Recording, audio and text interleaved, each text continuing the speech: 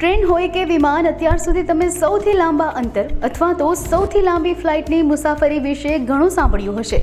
ઉદાહરણ તરીકે ભારતથી અમેરિકા પહોંચવામાં 20 કલાકથી વધુ સમય લાગે છે. પરંતુ શું તમે ક્યારેય સૌથી ટૂંકી હવાઈ મુસાફરી અને તેના સમય વિશે સાંભળ્યું છે?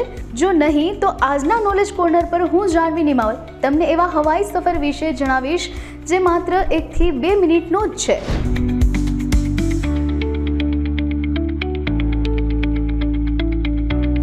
આ યાત્રા 2 ટાપુઓ વચ્ચેની છે, જ્યાં ન તો કોઈ રોડ છે કે ન તો કોઈ રેલવે લાઇન, એટલે કે ત્યાં કોઈ બસ કે કોઈ ટ્રેન નથી જતી.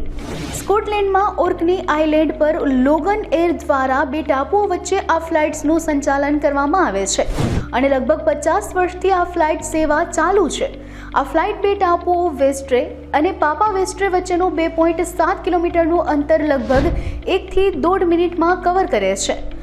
મોટેભાગે પ્રવાસીઓ અને સ્થાનિક લોકો આ પ્લેન સેવાનો લાભ લે છે. જ્યાં વિમાનના ભાડા મોંઘા હોવાથી સરકાર લોકોને ભાડામાં ડિસ્કાઉન્ટ આપે છે.